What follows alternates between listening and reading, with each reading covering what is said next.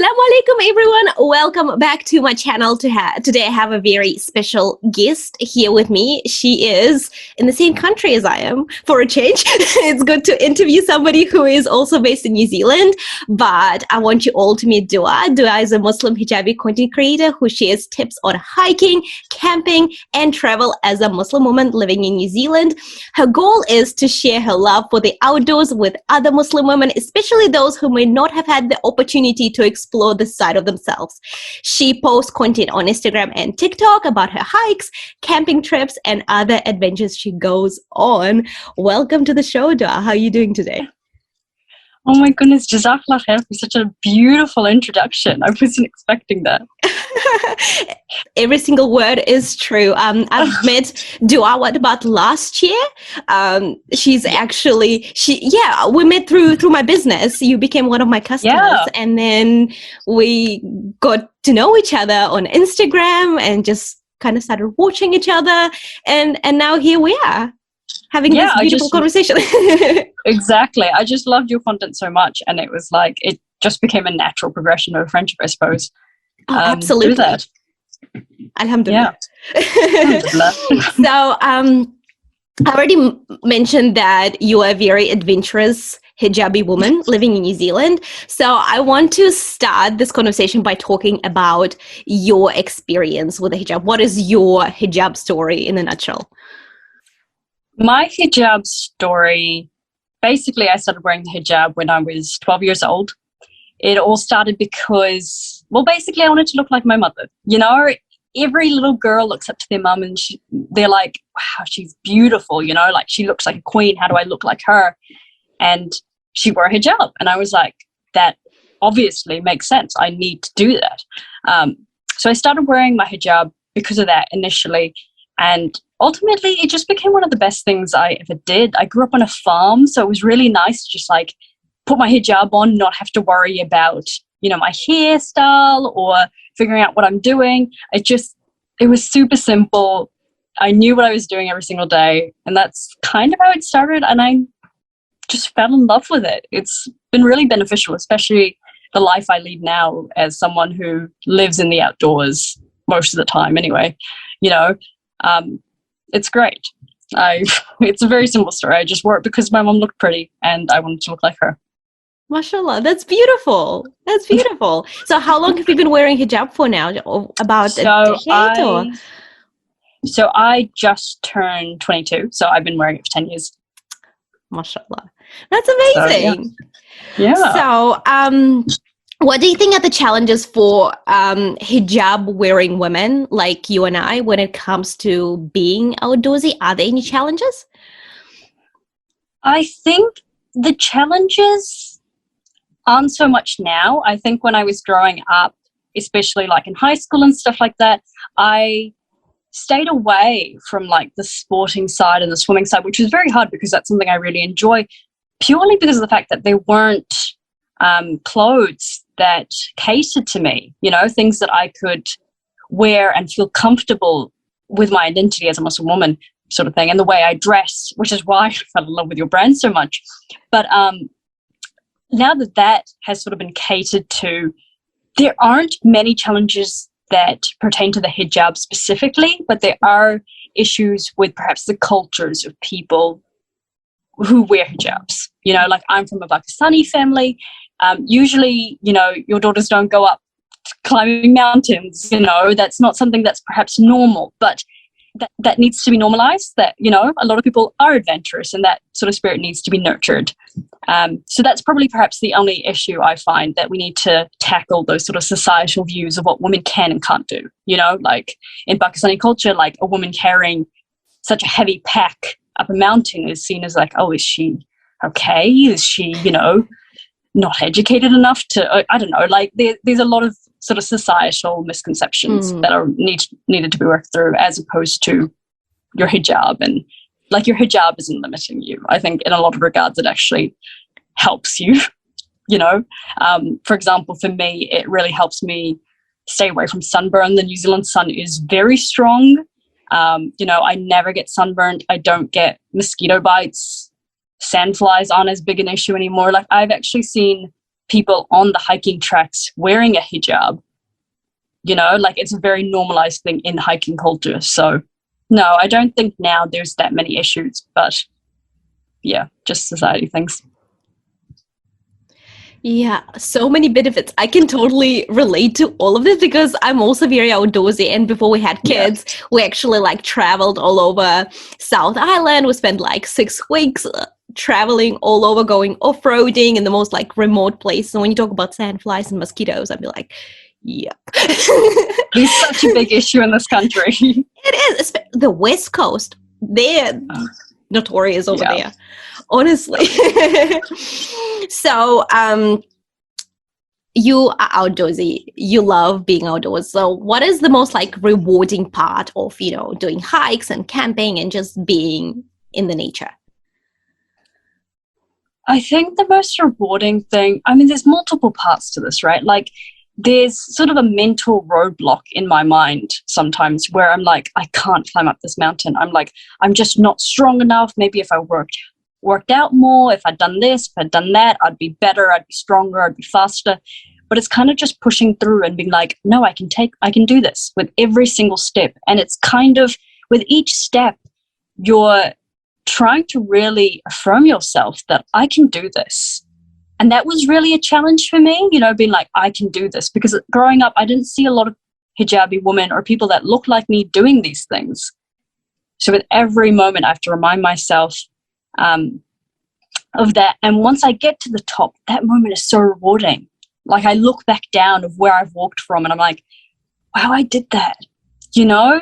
And it makes it seem like, wow, anything in life, if I just keep moving forward, little by little, I'll get there eventually.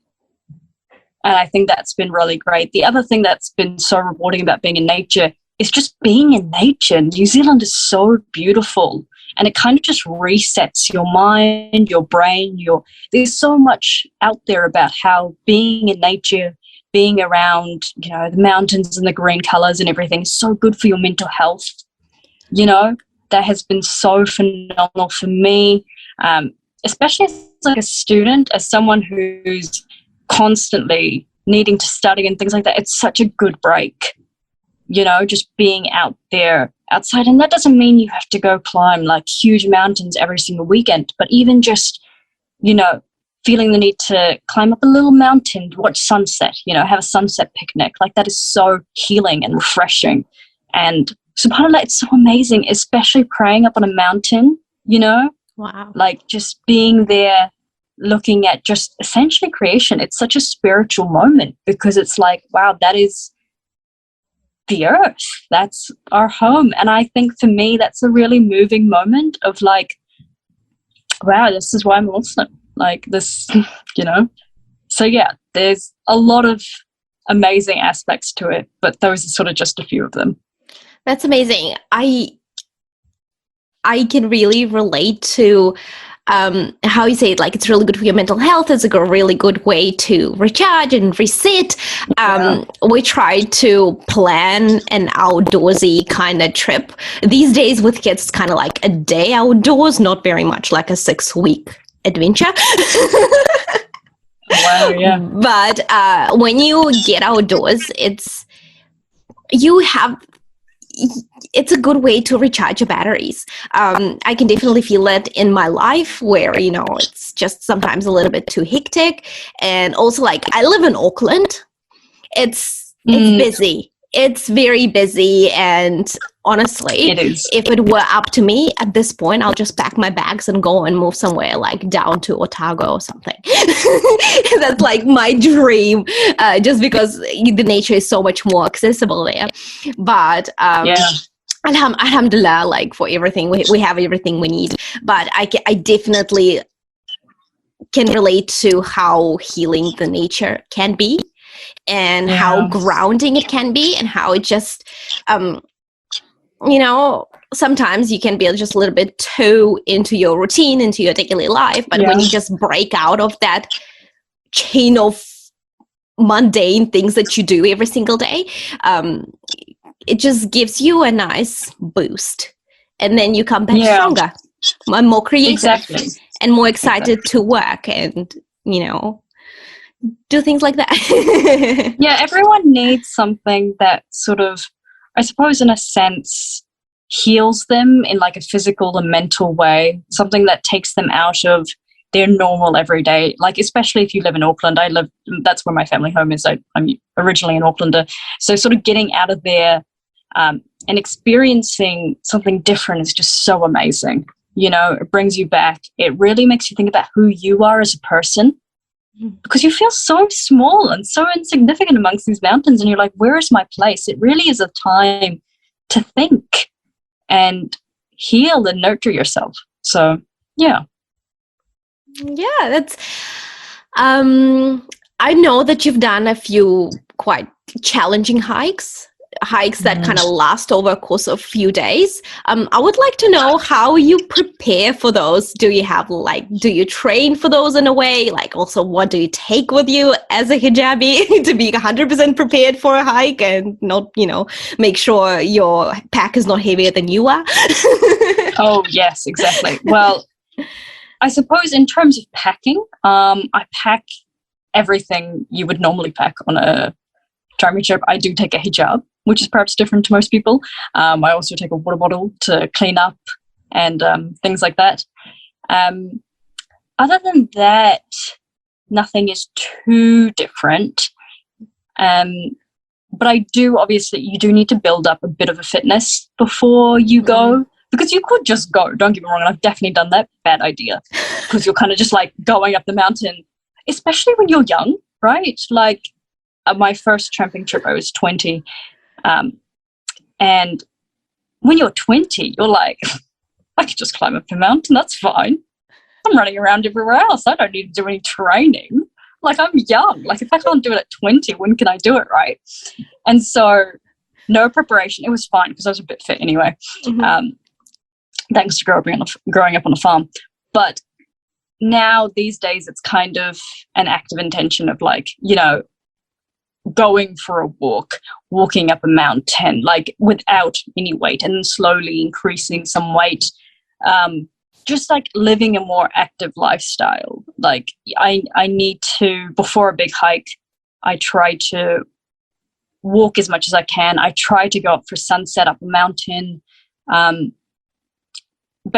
bike to uni. I try to minimize my car use essentially, and within that, it helps me build up that endurance and that stamina, which is really beneficial when you're on a hike. Because otherwise, you're going up a mountain carrying 10 kgs, and you're like, "This is the worst idea I have ever had in my life." Oh my gosh! And that's happened where I'm like, I have no idea why I overestimate. Like I think with hiking and tramping, you need to be so honest with yourself.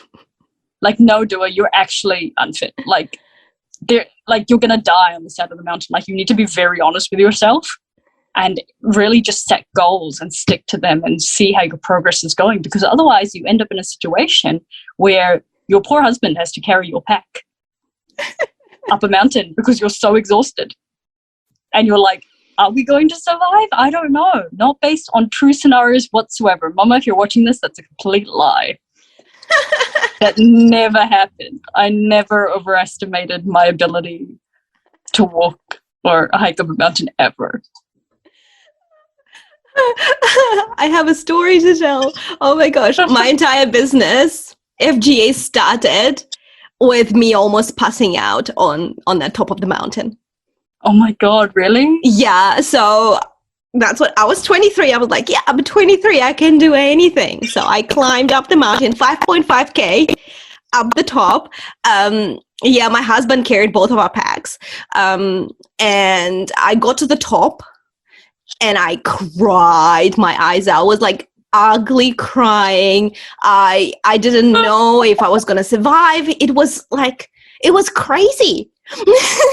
It is. Like for us, it was past dark. Like it's pitch dark in this forest. I have no idea if we're going to make it out of here alive. But thankfully he was very fit and was able to carry both the packs. And he was just like, you need to just run, just keep moving, let the momentum take you up this mountain. And thank goodness I had him, because otherwise, I mean, there's emergency shelters like en route to the huts. Yeah. So you could technically have gone back and stayed at those, but we were so close, and there were hot pools at the top. And I knew if we could just make it up there, it would be so beautiful. Like the night sky would be phenomenal, and you could look up and you could be in this warm water. It was like, what is it, like geothermal hot pools, like naturally occurring hot pools. And I was like, that's all I want. And that's what motivated us up this mountain. Yeah. So pro tips, please, please, please, get fit. Like get into shape before going up a mountain. And if you don't, please make sure you go with a group. Actually, always go with a group. I think that's highly recommended. Yeah, especially if you're so new to it. Like you just... Yeah. Even people that aren't new to it, I think, things can always go wrong. It's always good to have someone there, whether to problem solve or whether to, I don't know, anything. Anything definitely better than going alone. Like, wouldn't do that. Yeah. Plus, it's much nicer to enjoy it with someone else. Exactly. You see so many, especially in New Zealand, you see so many beautiful things, and you want to, go, hey, look at that. That looks so beautiful. Look at that. Yeah. Any of the mountains, any of the birds, any of the waterfalls. It's fun to share that with people. Exactly. And also they're there to distract you when you need it, so you don't think about the pain. You don't think about the pain when your legs are hurting. We're making it sound like hiking is terrible and you shouldn't do it. It's amazing. You should definitely try it. It's amazing. It's worth it. It's when you are unprepared, you can run into situations. When you can run into situations, exactly. And so, just be equipped properly. Take, activewear that you're comfortable in, stuff that you've tried before going on a hike. Don't put on the very new shoes that you buy and wear them. Break them in before you break them in. Like, there's so many resources out there. I share a lot of things about how you need to how you can get started. You just take the right things, get prepared, and you will have an amazing time. Absolutely. I would love to hear, do you have the hiking story? Do you have a cool hiking story that you can share with us? Like one where I almost died, or one that was actually really cool? It's your pick. I'll start with one that was really cool. Recently, I'd been on like a 2-day hike and a day hike and like an overnight hike. I'd done that. And for the first time over this summer, actually, I did my first multi-day hike. I think it was about 4 days, 3 nights. And that was a great walk. So a great walk in New Zealand is one of the most beautiful walks. And it's also very well maintained. So it was a good one to do for a multi-day hike, because if things went wrong, there were rangers around. It was, safe, but also a little out of my comfort zone. When I tell you it was the most phenomenal thing, I cannot explain how, subhanAllah, it was so amazing being up there amongst the mountains, being above the cloud line as well. And at some points, even being amongst the clouds. Like when you're driving down on the road and you see like the ridge lines of the mountains, like I walked on those. Wow. And like when I think back about it now, I'm like, wow, like all the things my body can do, like all the places it can take me. That was amazing. And it was such a new experience because I stayed in huts. I went to hut bathrooms. I went for a swim in this beautiful crystal clear lake. Like it was an experience I hope everyone gets to have. Yeah. It was one where I carried my pack the whole way. Very proud about that. Carried it the whole way. All 4 days. It was about 60 kilometers. You're going up and down mountains, you're going through forests, you're so much changes. It's like almost like you just get a crash course to New Zealand. Like you've got mountains, you've got forests, you've got lakeside, you've got everything you could think of in New Zealand just crammed into this one track. And I think that was amazing. It taught me a lot about myself. It taught me that I just need to keep going, that I've got this. That I don't always need to be the fastest person, because it's not a race. It's like a mental journey. It's a mental, you can keep going. You've got this. Look up and see what's around you, because I think, and that also happens in real life as well, right? Where you're so stuck on this one thing. Once I get this one thing done, I can focus on life. but you need to enjoy what's happening at that moment. Like I would notice that when I was hiking, I was just looking down at my shoes and I was like, cool, just a bit more. And I've got this, not looking up and realizing, wow, the scenery has changed. The trees have changed, the wildlife has changed, the birds have changed, the sounds have changed. And just being immersed in that moment, I think, is something that I, first and foremost, really need to pay attention to, both in life and while hiking. So yeah, that was a really amazing moment.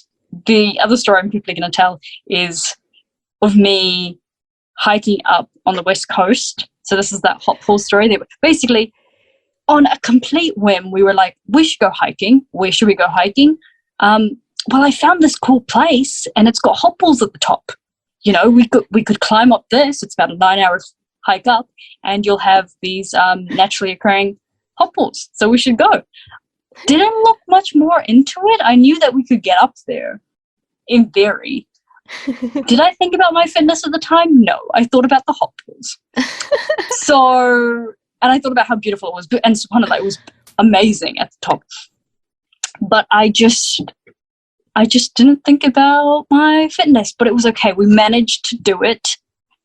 And, we climbed up all these rocks and we went for a swim and we, it's basically that ridge line on the other side of Mount Cook. It's like by the glaciers. It's a phenomenal area, but it really taught me that I cannot use my age as a way to be like, I'm fit. Because you could look fit. You could be, thin and young and all these things, but that doesn't mean you're fit enough to actually hike up these mountains. And I think that really was a great wake-up call in my early 20s of like, oh, if I want to stay fit and I want to stay healthy and active, I actually need to work towards it, because I think my whole life I had been thin and fit and all these things that society's like, yeah, you're doing great. But you need to keep on it. Otherwise that goes out the window. And I think that was a really important wake-up call for me to be like, oh, actually, I can't just use the fact that I'm 22 to be like, I'm fit. Right? It goes out of the window a lot quicker than it takes you to build that up.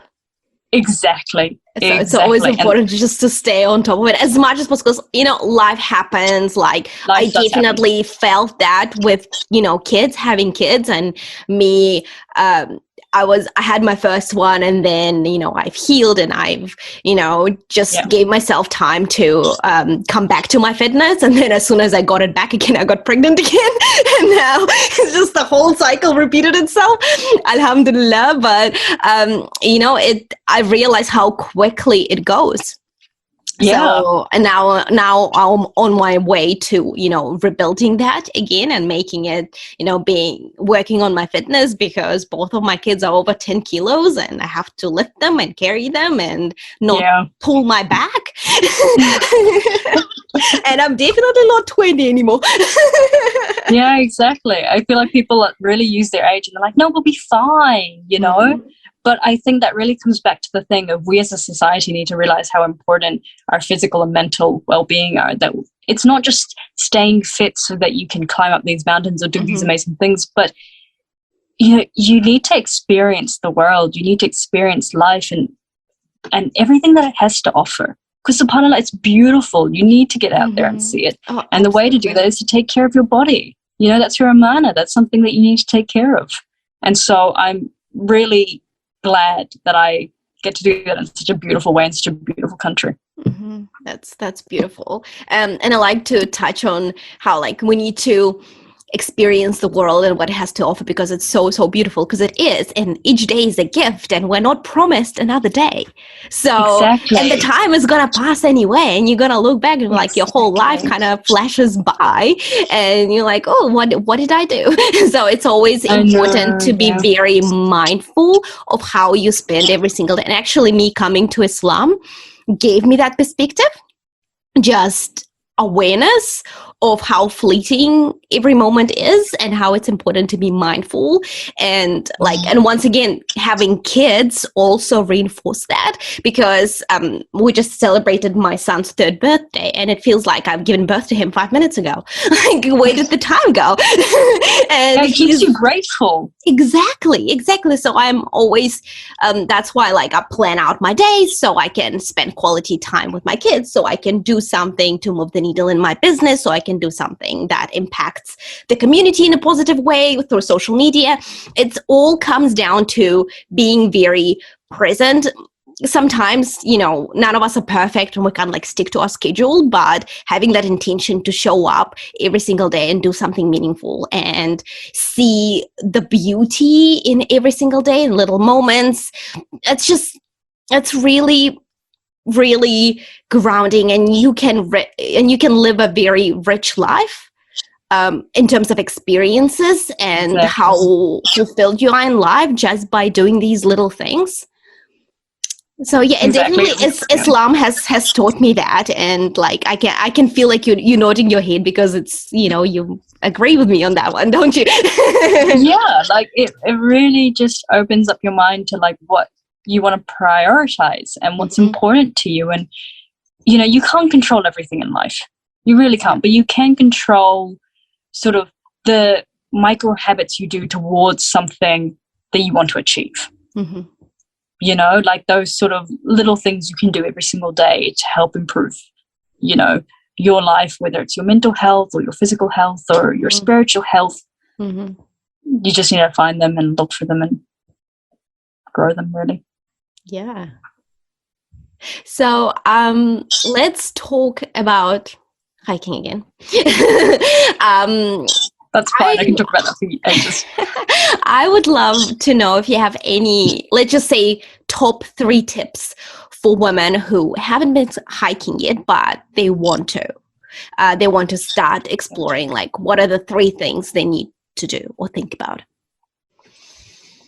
Okay. Well, I suppose my biggest tip with hiking is start small and start local. You don't want to overwhelm yourself. Don't feel like you need to be climbing all these big mountains all of a sudden on day dot. I highly recommend doing little walks, even just incorporating little walks, little local walks, in maybe once every week, maybe every fortnight, that sort of thing. Just to sort of get you going. Department of Conservation here in New Zealand have so many beautiful walks. They have everything detailed, all the information you'd need, are there bathroom facilities, is there drinking water available? So there's a lot of information out there, and alhamdulillah, we live in the age of Google, so you can find those things very easily. Alhamdulillah. Alhamdulillah. And that's my biggest tip, is just start small, start local, because, and also don't compare your journey to other people, because what you need to realize is this is your day 1. That's their day 187. They've been doing it for a while. Just because they can climb these mountains, yes, inshallah, you'll get to that point, but that doesn't mean that needs to be you right now. Don't compare the journey, because and my other tip probably, or something to remind yourself, is everyone finds it difficult. Seasoned hikers find it difficult. It's hard. It's amazing and it's worth it, but it is hard for every single person in different ways, different times. My other advice is reach out. If you're scared, if you have questions, reach out to people. Reach out to me. My messages are always open. I'm happy to have a chat about, hiking concerns, what to take, when to go. I'm really happy to help for that. I really want to see more women out there enjoying the outdoors. I think people will enjoy it. So I'd love to help them on that journey. Other than that, I can't think of any other tips per se of what you'd need. No, this is really valuable. Yeah. You've covered all the important parts. So this year you started really documenting your journey and sharing a lot of tips. and you're very committed to it, and I really applaud you, because I honestly feel like more Muslim women should just create content and just bring community together and connect with other women. And just by documenting the lifestyle, you can inspire other women to do this, or just pursue their passion, saying like, you can do it. Like, you can. Yeah. You just have to, take that step. And just I always applaud women who are able to show up and share their expertise and share their experiences on social media. Like, that's a great tool. Like, social media is a tool, and it can be used for good and for the bad. But I just had the most positive experience with social media when it comes to connecting with like-minded women and learning a lot of things. And it's just amazing. And you committed to posting every single day now, and you like editing and being really creative with your content. I absolutely love it. I find it so entertaining in the best possible way. I just want to know, how, like, do you plan for it? I know you study full-time. How do you balance your studies and your commitment to content creation? Thank you. That was so kind. I suppose at the start I felt like a real imposter. I was like, why are you posting all this? No one needs to see it, or no one really cares. But I think the thing that keeps me going is the fact that this wasn't representation I saw growing up. I talk very openly about how I stopped participating in sports and stopped participating in swimming events, because there was nothing that catered to me in terms of clothing for it, but also because I felt I didn't belong in that space. I didn't see anyone of that in that space, and people around me were saying, yeah, you can't do it. Like, no one's done it before. Why would you do it?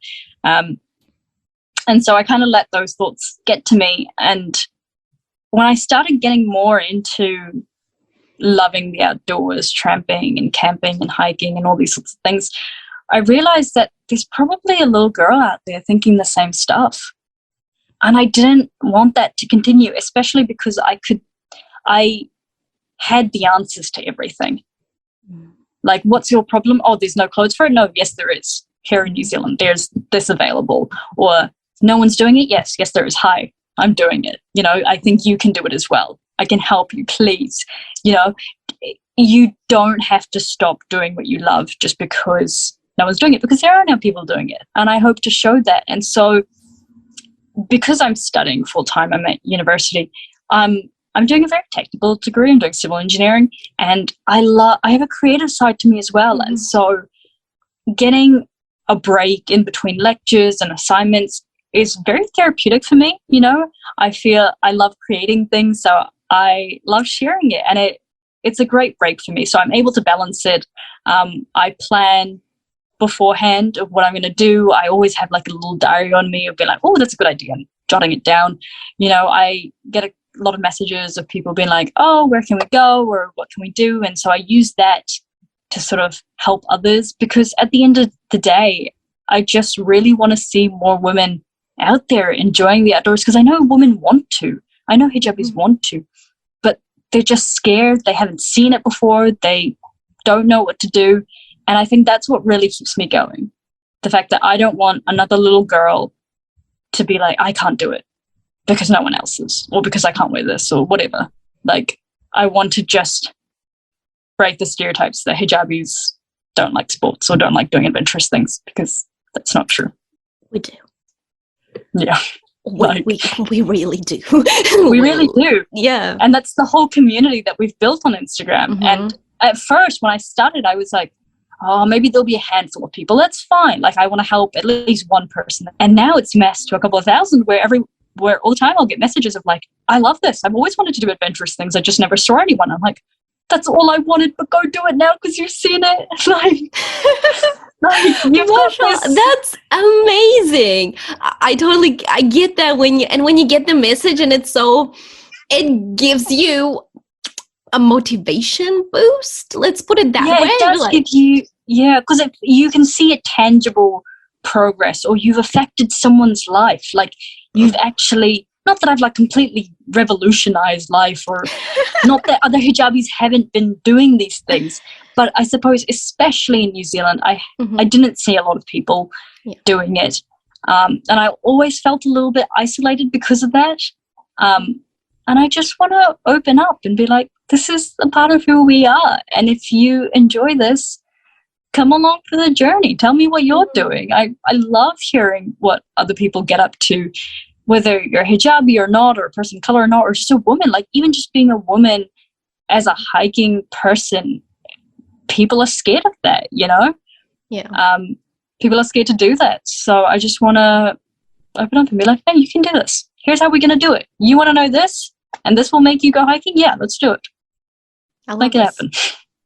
That's the best attitude. Thank you for that. Yeah. So before I let you run away, you got to tell people where they can find you. So you can find me on Instagram. I've also joined TikTok. Basically, any social media that you are like, is she on here? My name will always be Dua Discovers. So my name is Dua. And so Dua Discovers, because Dua's always discovering things.